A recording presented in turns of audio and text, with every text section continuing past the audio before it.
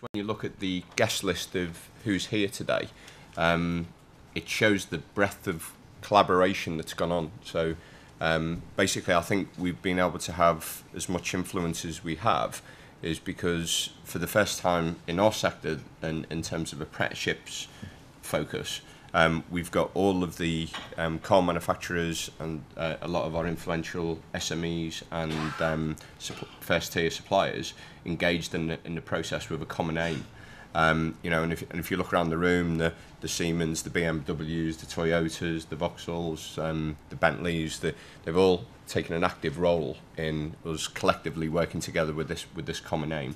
And I think what that's done for us is it's allowed everyone to bring something to the table. I think there's elements where I've certainly benchmarked quite closely with the aerospace industry in the past. So the likes of the Rolls-Royce engines, the BAE, the Airbuses, etc. But to work so closely with the other car manufacturers and the supply chains that work with it has enabled us to really move the needle on this particular process. The other bit that has worked really, really well is having the support around us in terms of some of the bodies, SMMT, SEMTA, GTA England, MFEC, the IMECE, and others have really contributed towards some of the detail that myself as an apprentice manager wouldn't have really got into. EEF have been pretty prominent in terms of representing the views of the SMEs. They've got 450 apprentices across 150 companies. So they've been able to bring that voice to it as well. So that's been really, really good. But the other partner that's been really great on this has been Biz. I have a key contact in a guy called Ollie Newton. We talk every couple of days regarding how things are going. We talk about the future challenges as much as what we're doing today in terms of rollout and etc. So it really has felt like a sort of a number of key parties all collectively coming together.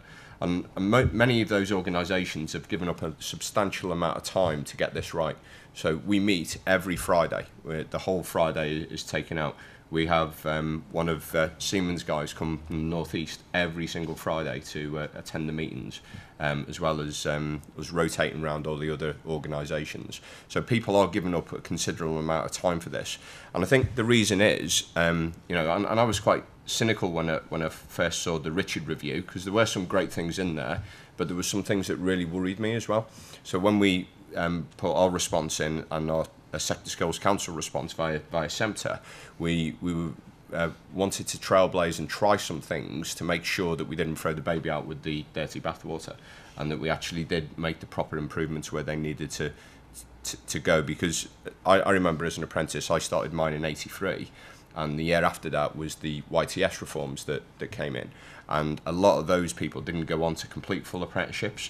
And at Jaguar Land Rover, we're seeing the problems still today in terms of the generational skills gap from that sort of 15 years or so when apprenticeships weren't what they should have been. So we're really all keen to get involved for that reason. It does truly feel employer-led. There's a number of key things that are different. If you think about competency being made up of knowledge, skills and behaviour, an apprenticeship has really always been about knowledge and skills, whereas it's the behaviours that will actually keep those knowledges and skills right in terms of the occupational behaviours, the teamwork, the quality focus, the problem solving skills, the willingness to learn. So we've built all those sort of behaviours into it. We've been out and benchmarked. I think BMW were really great in terms of setting the standard of what the core foundation year should be about in terms of 1,400 guided learning hours rather than 214 which are funded currently. We've been invited over to Berlin to Siemens to see how that works in reality, and we've been able to bring that back and talk to Jennifer and her team about our findings when we were out there, etc. So that sort of breadth and depth in that core training that makes people transferable within the industry and beyond is really key as well. Talking to some of the supply chain, so Dennis has been really at Centrax, being although he's in the aerospace industry, a lot of what we're doing is related to his business, probably more so than the Aero Trailblazer. So, you know, he's informed us in terms of that as well, in terms of transferability. There's additional content, there's additional unit, there's holding people's feet to the fire. When I told our supplier, our college, that we were likely to give them 1,400 guided learning hours, you could see them rubbing their hands with absolute joy.